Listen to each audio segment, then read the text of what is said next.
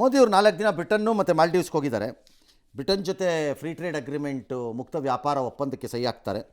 ಅದರ ಪರಿಣಾಮ ಭಾರತದ 99% ರಫ್ತುಗಳ ಮೇಲೆ ಸುಂಕ ಇರಲ್ಲ. ಆದರೆ ಎಲ್ಲ ಪುಕ್ಕಟ್ಟೆ ಮಾಡ್ಕೊಡೋಕ್ಕೆ ಬ್ರಿಟಿಷು, ನಾವು ಒಂದು ಕಾಲದಲ್ಲಿ ನಿಮ್ಮನ್ನು ಆಳ್ಬಿಟ್ಟಿದ್ದೀವಿ ಪಾಪ ಅಂತೇನು ಮಾಡಲ್ಲ. ಅವ್ರಿಗೆ ನಮ್ಮ ಮಾರ್ಕೆಟನ್ನು ನಾವು ತೆಕ್ಕೊಡ್ತೀವಿ. ಅದರಲ್ಲಿ ಭಾಳ ಇಂಪಾರ್ಟೆಂಟ್ ಮಾರ್ಕೆಟ್ ಆಟೋಮೊಬೈಲು, ಅದಕ್ಕಿಂತ ಇಂಪಾರ್ಟೆಂಟ್ ಮಾರ್ಕೆಟ್ ಒಂದಿದೆ ತೆಕ್ಕೊಡ್ತೀವಿ ನಾವು, ಅದು ಗುಂಡು ಮಾರ್ಕೆಟು, ವಿಸ್ಕಿ ಮಾರ್ಕೆಟು ತೆಕ್ಕೊಡ್ತಾರೆ. ಏನಕ್ಕೆ ಅಷ್ಟೊಂದು ಸೀರಿಯಸ್ ಆಗಿ ಅಂದರೆ ವಿಸ್ಕಿ ರೇಟ್ ಇಳಿಯುತ್ತೆ. ಯಾಕಂದರೆ ಅದಕ್ಕೆ ಸಿಕ್ಕಾಪಟ್ಟೆ ಫಾರಿನಿಂದ ಬರ್ತಿರೋ ವಿಸ್ಕಿಗೆ ಇದಿತ್ತು, ದುಡ್ಡು ಇದಾಕಿದ್ದು, ತೆರಿಗೆ ಹಾಕಿದ್ರು, ಅದು ಕಿತ್ತೋಗುತ್ತೆ, ಅದು ಕಿತ್ಕೊಂಡು ಹೋಗುತ್ತದು. ಹಾಗಾಗಿ ಚೀಪ್ ಆಗುತ್ತೆ ಇನ್ಮೇಲೆ. ಅದಕ್ಕೆ ಜೋಕು, ಸ್ಕಾಟ್ಲ್ಯಾಂಡಲ್ಲಿ ತಯಾರಾಗೋ ವಿಸ್ಕಿಗಿಂತ ಹೆಚ್ಚು ವಿಸ್ಕಿಯನ್ನು ಭಾರತದಲ್ಲಿ ಕುಡಿತಾರೆ ಅಂತ. ಹಾಂ, ಹಾಗಾಗಿ ಇನ್ಮೇಲೆ ಒಳ್ಳೆ ವಿಸ್ಕಿ ಇಲ್ಲಿಗೆ ಬರ್ಬೋದು. ಬೇಕಾದವ್ರು ಕುಡ್ಕೊಳ್ಳಿ, ಸಾಕಿದ್ದವ್ರು ಬಿಟ್ಕೊಳ್ಳಿ, ನಿಮ್ಮ ಇಷ್ಟ. ಆಮೇಲೆ ಮಾಲ್ಡೀವ್ಸ್ಗೆ ಹೋಗ್ತಾರೆ ಅವ್ರದ್ದೇನೋ ಸ್ವಾತಂತ್ರ್ಯ ದಿನಕ್ಕೆ. ಇದಕ್ಕಿಂತ ಎಷ್ಟು ಟರ್ನ್ ಆಗೋಯ್ತು ನೋಡಿ ಮಾಲ್ಡೀವ್ಸು ಭಾರತದ ಸಂಬಂಧ. ಈಗಷ್ಟೇ 2 ವರ್ಷದಿಂದೇನೋ 3 ವರ್ಷದಿಂದೇನೋ ಬಾಯ್ಕಾಟ್ ಮಾಲ್ಡೀವ್ಸ್, ವೈಟ್ ಹೆಟ್ ಮಾಲ್ಡೀವ್ಸ್, ನೋ ಮಾಲ್ಡೀವ್ಸ್ ಅಂತೆಲ್ಲ ಇಷ್ಟು ಸ್ಟಾರ್ಟ್ ಆಗಿತ್ತು. ಈಗ ನೋಡಿದ್ರೆ ಹಿಂಗಾಗಿದೆ. ಹಾಗೆ ಜೀವನ. ಎಸ್, ವಿಚ್ಛೇದನ ಪ್ರಕರಣ, ಡಿವೋರ್ಸ್ ಪ್ರಕರಣ ಒಂದು ಬಂದಿದೆ ಸುಪ್ರೀಂ ಕೋರ್ಟ್ ಮುಂದೆ. 12 ಕೋಟಿ ರೂಪಾಯಿ ಕೊಡಿ, BMW ಕಾರು ಮುಂಬೈಯಲ್ಲಿ ಒಂದು ಮನೆ ಕೊಡಿ ಅಂತ ಮೇಡಮ್ ಕೇಳಿದ್ರಂತೆ.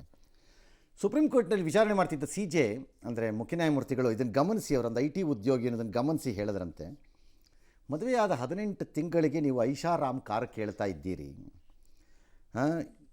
ಏನು ನ್ಯಾಯಗಳಿವೆಲ್ಲ ಅಂತೆಲ್ಲ ಹೇಳಿ, ಆಯಿತು ಇರಲಿ ಅಂದ್ಬಿಟ್ಟು, ನೋಡಿ ನೀವು ಭಾಳ ವಿದ್ಯಾವಂತರಿದ್ದೀರಿ ಅಂದರೆ IT ಇದಾಗಿದ್ದೀರಿ, ನಿಮಗೋಸ್ಕರ ನೀವು ಸಂಪಾದನೆ ಮಾಡಬೇಕು, ಅದನ್ನು ಕೇಳಬಾರ್ದು, ಆ ಥರ ಪಡ್ಕೊಂಡ್ರೆ ಈ ಥರದ್ದು ಒಳ್ಳೆಯದಲ್ಲ ಇದು. ಬಟ್ ಸ್ಟಿಲ್ ಒಂದು ಆಯ್ಕೆ ಕೊಡ್ತಾಯಿದ್ದೀನಿ ತೊಗೊಳ್ಳಿ, ಒಂದು ಫ್ಲ್ಯಾಟನ್ನು ಇಸ್ಕೊಳ್ಳಿ, ಒಂದು 4 ಕೋಟಿ ರೂಪಾಯಿ ಕೊಡೋದಕ್ಕೂ ನಾವು ಹೇಳ್ತಾ ಇದ್ದೀವಿ, ಅದನ್ನು ಕೊಡ್ತಾರವರು ಮೋಸ್ಟ್ಲಿ. ಅದಾದಮೇಲೆ ಹೈದರಾಬಾದು, ಬೆಂಗಳೂರು ಈ ಥರ ಯಾವ್ದಾದ್ರು ಒಂದು ಊರಲ್ಲಿ ಒಂದು ಒಳ್ಳೆ ಜಾಗ ಹುಡುಕಿ, ಒಂದು ಉದ್ಯೋಗ ಹುಡುಕಿ, ಚೆನ್ನಾಗಿ ಕಟ್ಕೊಳ್ಳಿ ಜೀವನ ಅಂತ ಹೇಳಿದ್ದಾರೆ. ಕ್ಯೂರಿಯಸ್ ಆಗಿದೆ. ಆಕೆ ಗಂಡ ಮಾನಸಿಕ ಅಸ್ವಸ್ಥೆ ಅಂತ ಪೀಡಿಸ್ತಿದ್ನಂತೆ ಸರ್, ಅದಕ್ಕೆ ಡಿವೋರ್ಸ್ಗೆ ಹೋಗಿರೋದು. ಆಯಿತು, ಡೈವರ್ಸು ಏನಕ್ಕೋ ಹೊಂದಾಣಿಕೆ ಆಗಿಲ್ಲ, ದಟ್ಸ್ ಆಲ್ ಫೇರ್. ಮತ್ತು ನಂಬಿ ಬಂದ ಹೆಣ್ಣು ಮಗಳು, ಆಕೆಗೆ ಅದು ತನ್ನ ಜೀವನವನ್ನು ಕಟ್ಕೊಳ್ಳೋಕ್ಕೆ ಅನ್ಬೇಕಂತ.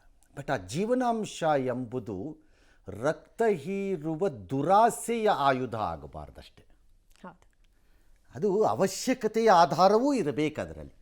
ನಾನು ಎರಡೂ ಕಡೆ ಹೇಳ್ತಿರೋದು, ಒಂದು ಕಡೆಗಲ್ಲ, ಅದು ಎರಡೂ ಕಡೆ ಇರಬೇಕದು. ಆ ಪ್ರಿನ್ಸಿಪಲ್ ಇರಬೇಕು. ಇದೇ ಕೊಡ್ಲಿ ಹತ್ರ ಇದೇ ಕಿತ್ಕೋಬೇಕು ಅಲ್ಲ, ಅದು ಪ್ರಿನ್ಸಿಪಲ್ ಇರಬಾರ್ದು ಅಂತ. ಐದರ್ ಸೈಡ್ ಏನಾದ್ರು ಮಾಡೋ ಅವಳಿಗೆ ನಾನು ಡೈವರ್ಸ್ ಕೊಡದೆ ಆಟ ಆಡಿಸ್ತೀನಿ ಅವಳಿಗೆ. ಪಾಪ ಎಷ್ಟೋ ಸರಿ ಹೆಣ್ಣು ಮಗಳೇ ಹಾಕಿರ್ತಾಳೆ, ಸಾಕಿ ಒಂದು ಸವಾಸ ನನಗೆ. ಯಾಕಂದರೆ ಹೆಣ್ಣು ಮಕ್ಕಳು ಹಾಕಿದ್ರೆ ಜೀವನಾಂಶ ಕೇಳೋಂಗಿಲ್ಲ ನೀವು. ಅವರೇ ಹಾಕಿರ್ತಾರೆ ಎಷ್ಟೋ ಕೇಸಲ್ಲಿ, ನನಗೆ ಸಾಕಿ ಒಂದು ಸವಾಸ ಒಂದು ಅಂತ. ಅವಳು ಕೊಡಲ್ಲ ಸರ್, ಆಟ ಆಡಿಸ್ತೀನಿ ನೋಡಿ ಸರ್ ಅಂತ. ಅದು ಯಾವ ದೊಡ್ಡ ಇದು ಬುದ್ಧಿ ಯಾಕೆ ಅಷ್ಟು.